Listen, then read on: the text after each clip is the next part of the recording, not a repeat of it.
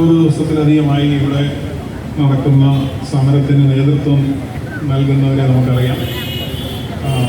ഒരു ആമുഖം നൽകുന്നതിനായി ഗവൺമെൻറ്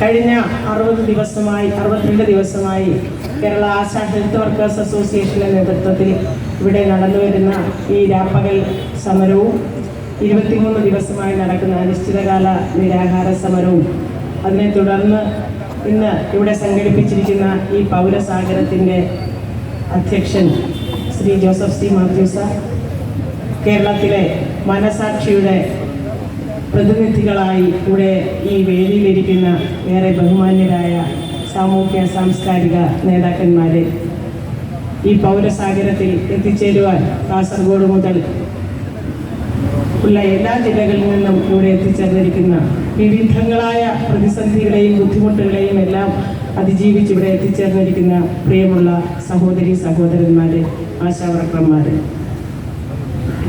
നമ്മൾ നടത്തുന്ന ഈ സമരത്തിൻ്റെ ഡിമാൻഡുകളെക്കുറിച്ചും ന്യായയുക്തതയെക്കുറിച്ചും കഴിഞ്ഞ 63 ദിവസമായി കേരളം ചർച്ച ചെയ്തുകൊണ്ടിരിക്കുകയാണ്. അപ്പോൾ അത്തരത്തിലുള്ള ഒരു വിശദീകരണത്തിൻ്റെ ആവശ്യം ഒരാൾക്കും ഈ കേരളത്തിൽ ഇന്നില്ല. അത്രത്തോളം തെളിമയോടെ അത് ഈ പൊതുസമൂഹത്തിന് മുന്നിൽ ഇന്ന് വെളിവാക്കപ്പെട്ടിരിക്കുന്ന ഒരു കാര്യമാണ്. കേരളത്തിൽ ഈ സമരത്തെ പിന്തുണച്ചുകൊണ്ട് ഈ സമരം ഒത്തുതീർപ്പാക്കണമെന്ന് സർക്കാരിനോട് ആവശ്യപ്പെടാതെ ഇനി ആരാണുള്ളത് എന്ന് ഞങ്ങൾക്കറിയില്ല.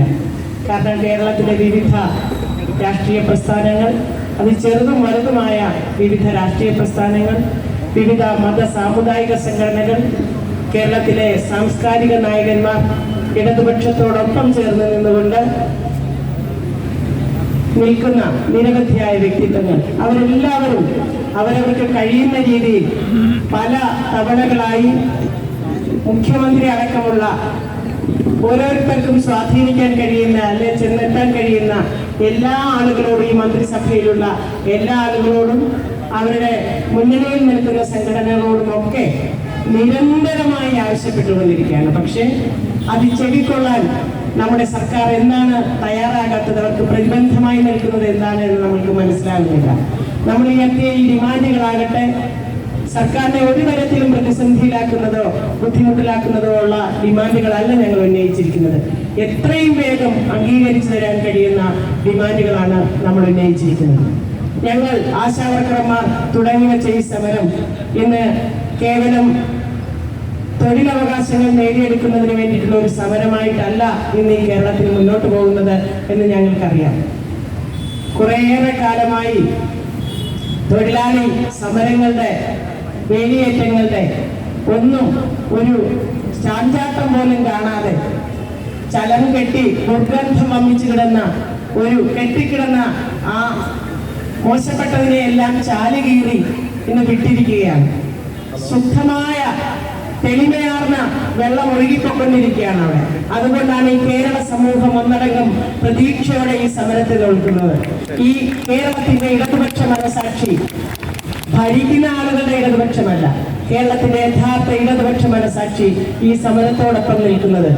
ഈ കഴിഞ്ഞ ദിവസങ്ങളായി പൗരസംഗമം പ്രഖ്യാപിച്ചതിന് ശേഷം ഈ കേരളത്തിലെ എഴുത്തുകാർ, ഡോക്ടർ ഖദീജ മുംതാസ് അടക്കമുള്ള ആളുകൾ, കേരളത്തിലെ ചെറുപ്പക്കാരായ എഴുത്തുകാർ, വയോധികരായ ആളുകളടക്കം ചെറുപ്പക്കാരായ ആളുകൾ, എഴുത്തുകാർ മുഴുവൻ ആവശ്യപ്പെടുകയാണ്.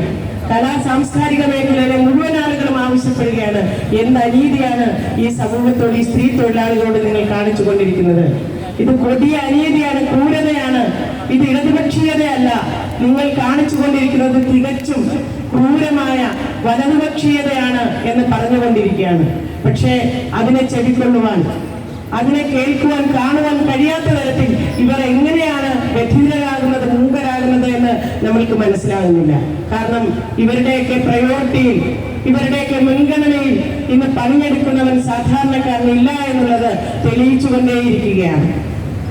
കേരളത്തിൽ നിന്നും ഇടതുപക്ഷത്തിന്റെ CPIM-ന്റെ അഖിലേന്ത്യാ ജനറൽ സെക്രട്ടറിയായി സഖാവ് M.A. ബേബിയെ തെരഞ്ഞെടുക്കുമ്പോൾ അദ്ദേഹത്തിന്റെ മുന്നിൽ ഈ കേരളത്തിലെ മനസാക്ഷി ഒന്നടങ്കം ആവശ്യപ്പെടുകയാണ്. നിങ്ങളുടെ മുന്നിൽ വരുന്ന പ്രഥമ പരിഗണന സമരത്തെ നിങ്ങൾ കണ്ടുകൊണ്ട് ഏറ്റവും അനുഭാവപൂർണമായ ഒരു നിലപാടെടുത്തുകൊണ്ട് ആ സമരം അത് ഡിമാൻഡുകൾ അംഗീകരിച്ചുകൊണ്ട് അത് ഒത്തുതീർപ്പാക്കുന്നതിന് വേണ്ടിയിട്ടുള്ള നിലപാടെടുക്കുവാൻ പറഞ്ഞപ്പോൾ കഴിഞ്ഞ 2 മാസമായി അവരുടെ നേതാക്കന്മാരും പ്രവർത്തകരും സൈബർ കുറ്റവാളികളും അടക്കമുള്ള ആളുകൾ ചെയ്തുകൊണ്ടിരിക്കുന്ന അതേ അഭിപ്രായ പ്രകടനങ്ങൾ നടത്തുക മാത്രമല്ല വിമോചന സമരമാണെന്ന് പറഞ്ഞുകൊണ്ട് ഈ സമരത്തെ ബ്രാൻഡ് ചെയ്യാൻ ശ്രമിക്കുകയാണ്. അതിനപ്പുറത്തായി ഉയർന്ന ഒരു ഉത്തരവാദിത്വം ഏറ്റെടുക്കുന്ന ഒരാൾ ഈ ദേശീയവും സാർവദേശീയവുമായ ഉണ്ടായി വരുന്ന തൊഴിലാളി മൂവ്മെന്റുകളെയും മുന്നേറ്റങ്ങളെയും ഒക്കെ പാർട്ടി സമ്മേളനത്തിന്റെ വിവിധ പ്രക്രിയകളിലൂടെ പഠിച്ച് വിശകലനം ചെയ്ത് തൊഴിലാളി വർഗത്തിന്റെ മുന്നേറ്റം സാധ്യമാക്കിയെടുക്കുന്നതിന് വേണ്ടിയിട്ട് അത് ശക്തിപ്പെടുത്തുന്നതിന് വേണ്ടിയിട്ടാണ് പാർട്ടി സമ്മേളനങ്ങൾ നടക്കുന്നത് എന്നാണ് ഞാൻ മനസ്സിലാക്കുന്നത്. പക്ഷെ അദ്ദേഹത്തിന്റെ മുന്നിലെത്തിയ ഈ തൊഴിലാളി സമരത്തെ, സ്ത്രീ തൊഴിലാളികൾ നടത്തുന്ന ഈ സമരത്തെ വിമോചന സമരം എന്ന് പറഞ്ഞ് അതിനെ ആക്ഷേപിച്ച് അല്ലെങ്കിൽ അതിനെ ഇല്ലായ്മ ചെയ്യുവാനുള്ള ഒരു നിലപാടാണ് അദ്ദേഹവും എടുത്തത്. ഞങ്ങൾക്ക് പറയാനുള്ളത് ഇതൊരു വിമോചന സമരം തന്നെയാണ്. സഖാവ് എം എ ബേബിയും അദ്ദേഹത്തിന്റെ പ്രസ്ഥാനവും അദ്ദേഹത്തിന്റെ മന്ത്രിസഭയും കാണുന്നത് പോലെയുള്ള ഒരു വിമോചന സമരമല്ല.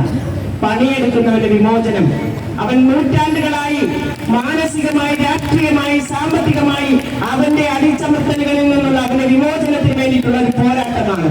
ഞങ്ങൾക്ക് ഈ സമരം തുടങ്ങുമ്പോൾ ഞങ്ങളുടെ തൊഴിലവകാശങ്ങൾ നേടിയെടുക്കുക എന്നുള്ളത് മാത്രമായിരുന്നു ഞങ്ങളുടെ ലക്ഷ്യം.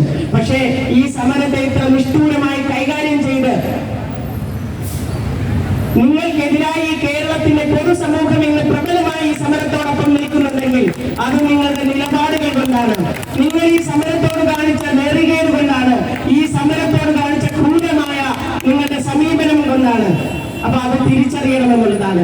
ഞങ്ങളുടെ ഈ സമരം എല്ലാത്തരം അസ്വാതന്ത്ര്യങ്ങളിൽ നിന്നും, എല്ലാത്തരം സാമ്പത്തിക ചൂഷണത്തിൽ നിന്നും, അടിച്ചമർത്തൽ നിന്നും, രാഷ്ട്രീയ അടിമത്തത്തിൽ നിന്നുമുള്ള മോചനത്തിന് വേണ്ടിയിട്ടുള്ള സമരമാണ് ഇന്ന് ഈ കേരളത്തിൽ ഞങ്ങൾ നടത്തിക്കൊണ്ടിരിക്കുന്നത്. ആ സമരത്തെ പിന്തുണയ്ക്കുവാൻ ഈ കേരളത്തിന്റെ സമര പാരമ്പര്യം, കേരളത്തിന്റെ നവോത്ഥാന പാരമ്പര്യത്തിന് അതിന് തടയിടപ്പെട്ടിട്ടില്ല, അന്യം വന്നിട്ടില്ല എന്ന് തെളിയിച്ചുകൊണ്ടാണ് കേരളത്തിന്റെ വിവിധ ജനകീയ സമരങ്ങളുടെ നേതാക്കന്മാർ, വിവിധ സാമൂഹ്യ സാംസ്കാരിക നേതാക്കന്മാർ ഈ സമരവേദിയിൽ നിന്ന് അണിചേർന്നിരിക്കുന്നത്. ഇവിടെ വന്നിരിക്കുന്ന ആളുകളുടെ എണ്ണമല്ല, ഈ കേരളത്തിന്റെ പൊതു മനസാക്ഷിയുടെ പ്രതീകമാണ് ഇവിടെ എത്തിച്ചേർന്നിരിക്കുന്നത്. കവി സച്ചിദാനന്ദന് അദ്ദേഹത്തിന്റെ ആരോഗ്യം അനുവദിക്കുമായിരുന്നുവെങ്കിൽ അദ്ദേഹം ഇവിടെ വന്ന് ഇതിന് മാറ്റമുള്ള ശബ്ദത്തിൽ അദ്ദേഹം ഈ സെക്രട്ടേറിയറ്റിൽ ഇരിക്കുന്നവരെന്നൊക്കെ അദ്ദേഹം പറയുമായിരുന്നു. സാറാ ജോസഫിന് അവരുടെ ആരോഗ്യം അനുവദിക്കുമായിരുന്നെങ്കിൽ ഇവിടെ വരുമായിരുന്നു. ഇറാം ശർമ്മ ഇവിടെ വരുമായിരുന്നു. അരുന്ധതി റോയ് ഇവിടെ വരുമായിരുന്നു. ഇത് പ്രതിനിധികൾ മാത്രമാണ് ഇവിടെ ഇരിക്കുന്നത്. ഇത് പ്രതിനിധികൾ മാത്രമാണ്. കേരളത്തിൽ നവോത്ഥാന മൂല്യങ്ങൾക്ക്, മുന്നേറ്റങ്ങൾക്ക് അന്ത്യമുണ്ടായിട്ടില്ല എന്ന് ഞങ്ങൾ തിരിച്ചറിയുകയാണ്. ഈ കേരളത്തിലെ തൊഴിലാളി വർഗം തിരിച്ചറിയുകയാണ്, പണിയെടുക്കുന്നവർ തിരിച്ചറിയുകയാണ്. അതുകൊണ്ട് ഞങ്ങൾ കേരള ആശാ ഹെൽത്ത് വർക്കേഴ്സിന്റെ പ്രതിനിധി എന്നുള്ള നിലയിൽ ഇവിടെ എത്തിച്ചേർന്നിരിക്കുന്ന ഈ പൗര സമൂഹത്തോട് ഞങ്ങൾ അങ്ങേയറ്റം കടപ്പെട്ടിരിക്കുന്നു. ആശാവർക്കർമാർ കടപ്പെട്ടിരിക്കുന്നു. ആശാവർക്കർമാർ മാത്രമല്ല, കേരളത്തിൽ പണിയെടുത്ത് ജീവിക്കുന്ന മുഴുവൻ ആളുകളും ഈ പൗര സമൂഹത്തോട് കടപ്പെട്ടിരിക്കുന്നു.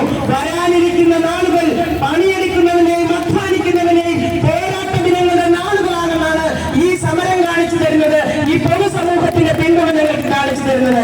അതുകൊണ്ട് ഡിമാൻഡ് നേടിയെടുത്തുകൊണ്ടേ ഞങ്ങൾ ഇവിടുന്ന് പിന്മാറൂ. അതിന് ഞങ്ങളുടെ മുടി മുറിച്ചു, പട്ടിണി കിടന്നു, ഇനി എന്ത് ത്യാഗം സഹിക്കുവാനും ഞങ്ങൾ ഒരുക്കമാണ്. എന്തുകൊണ്ടാണ്? ഈ പൊതുസമൂഹത്തിന്റെ, കേരളത്തിന്റെ ഇടതുപക്ഷ മനസാക്ഷിയുടെ, ഈ കേരളത്തിലെ നല്ല മനുഷ്യരുടെ, രാഷ്ട്രീയ ബോധമുള്ള മനുഷ്യരുടെ കരുതലിന്റെ ഉള്ളിലാണ് ഞങ്ങൾ നിൽക്കുന്നത്. അതുകൊണ്ട് ഒരു പരിഹസിക്കലും അപഹസിക്കലും വിമോചന സമരത്തിന്റെ പേടിപ്പെടുത്തലും ഒന്നും ഞങ്ങളെ ഏശില്ല.